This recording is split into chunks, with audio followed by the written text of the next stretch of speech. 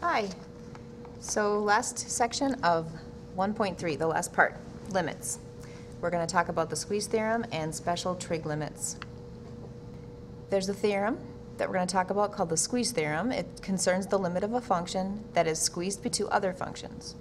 So what we're trying to do is find the limit of this black function here, f, but it's a function that we don't know. We can't find the limit. It's either too hard to find analytically or something is weird about the function, so we can't really find the value of the limit as x approaches c.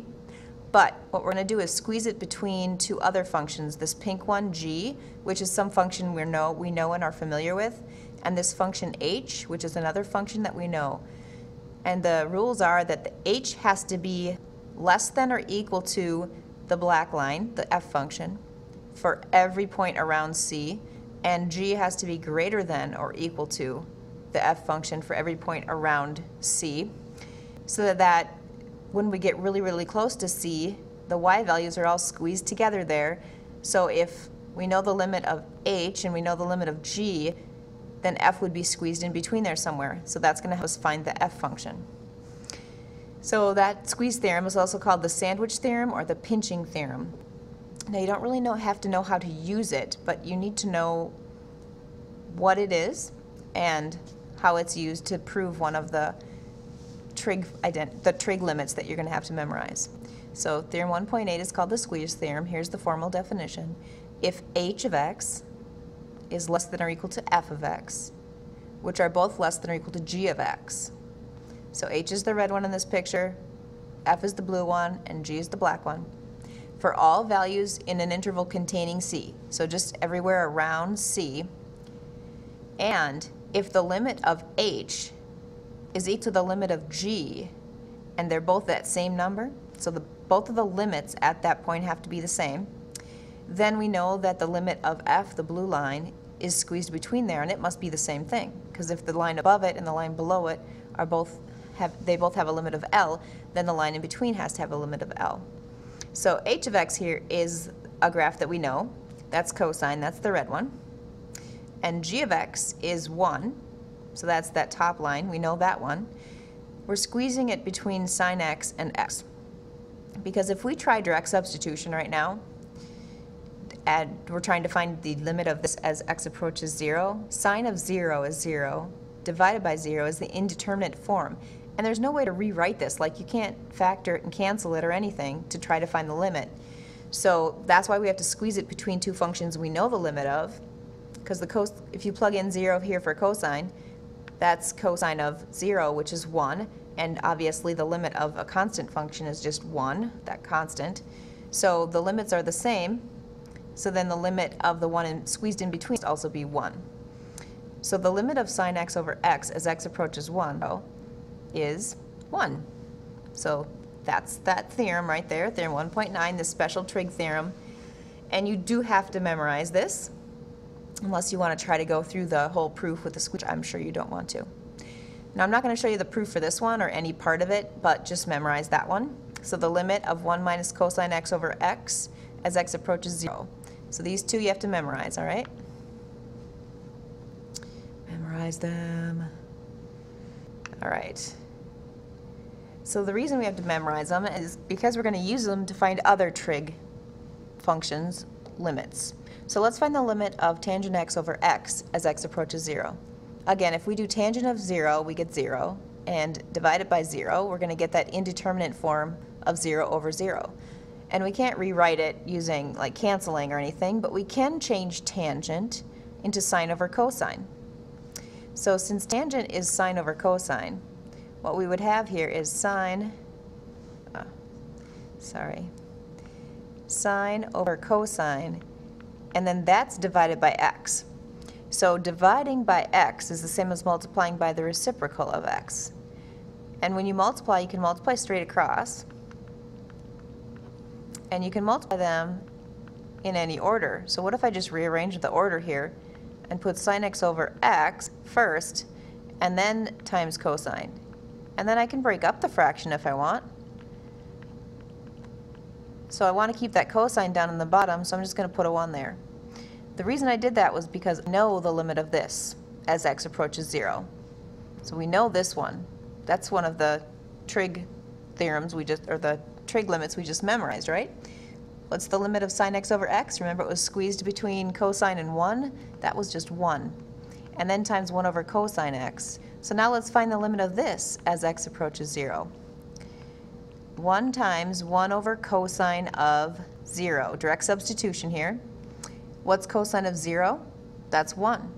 So 1 over 1 times 1 is 1.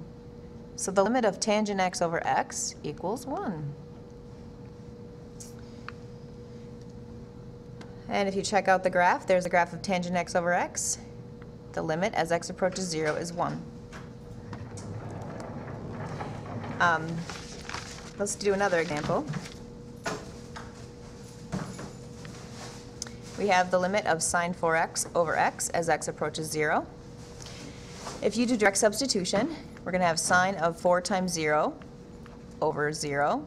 So sine of 0 over 0. Well, sine of 0 is 0. So again, we get 0 over 0. That's indeterminate. So we need to do some simplifying. The only two things we have to compare it to are either sine x over x. My computer is really slow. It's really not me writing this messy. Hello. Come on. Oh, this is bad. Sine x over x. Thank you. Or 1 minus cosine x over x.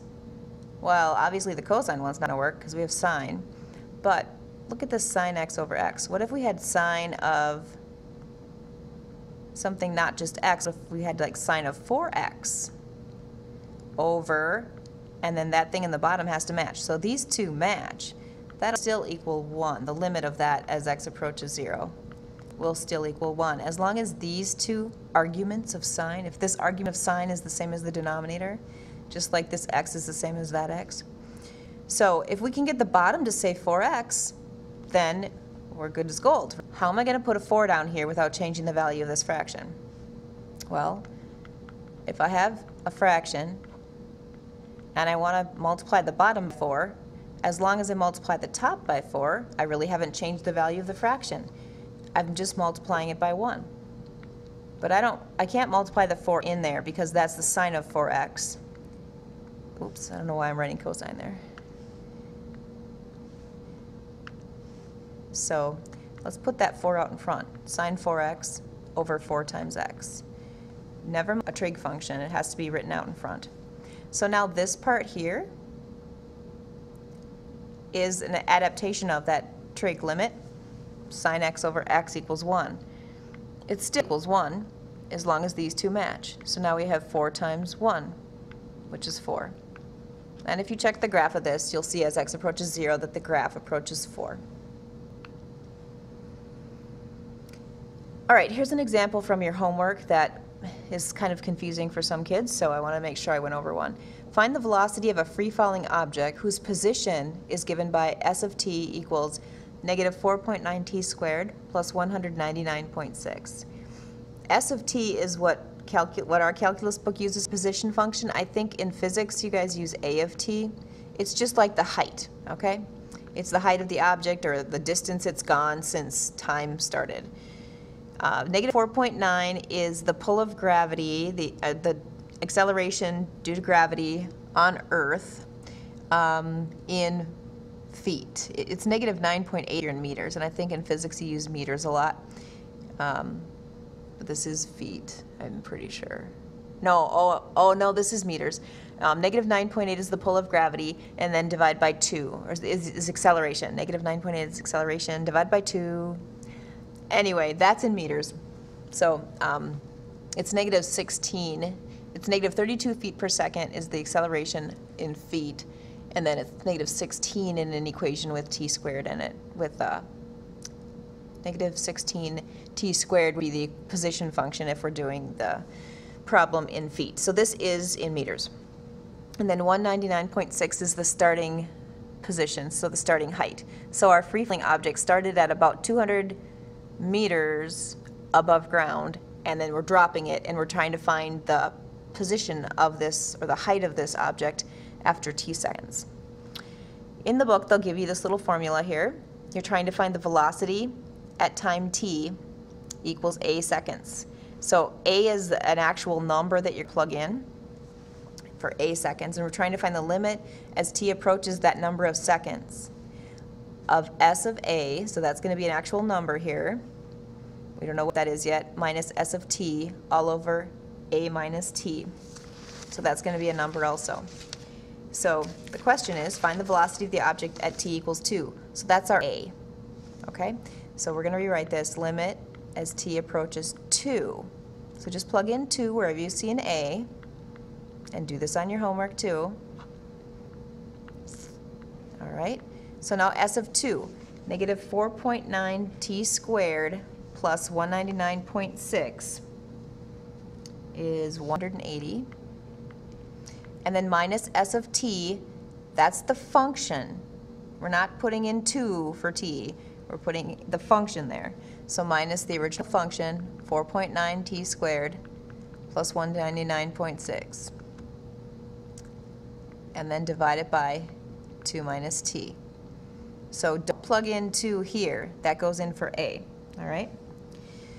So then minus a negative is going to be positive 4.9 t squared. And then minus 99.6 plus 180 is minus 19.6 all over 2 minus t. That looks pretty ugly. And if we try direct substitution right now, we'll still have 0 in the denominator. So let's factor that. I'm going to pull out a negative 4.9 because then we'll have negative t squared plus 4. And I did that because that negative t squared plus 4 is 4 minus t squared, which is a perfect square.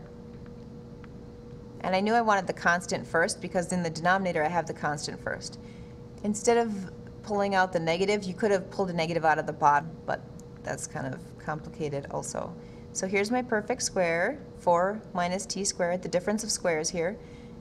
Sorry, it's not a perfect square, it's the difference of squares. You can factor it to 2 minus t times 2 plus t. So first times first is 4. Outside is 2t, inside's negative 2t.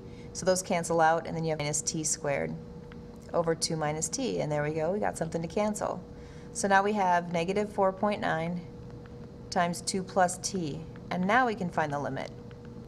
Remember, just use arrows. If we had been using equal signs all along, we would have gotten marked off because the limit of something here is not equal to just the numbers. You have to keep writing the word limit if you want. So if you like using equal signs, you better write the word limit every single time. But if we're just simplifying, and then here I'm ready to take the limit, I can say 2 plus 2, direct substitution here, is 4, and 4 times negative 4.9 is negative 19.6 meters per second. We were trying to find velocity. The units for velocity are meters per second. So that's your velocity of the object at 2 seconds.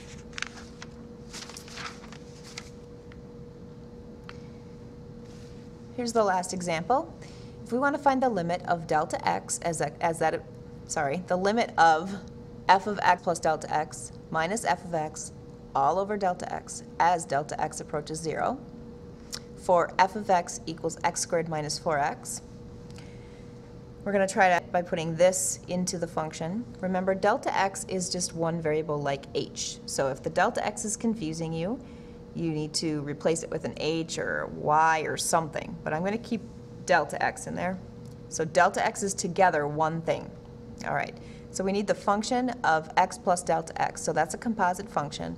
I'm going to put x plus delta x in here, and I'm going to put x plus delta x in there. So it's a composite function. So we'll have x plus delta x being squared, that's this part, minus 4 times x plus delta x, so that's this part. And that so far is this. That's f of x plus delta x. I took my original f of x function and plugged in x plus delta x.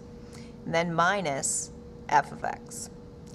I'm going to need to start another recording here.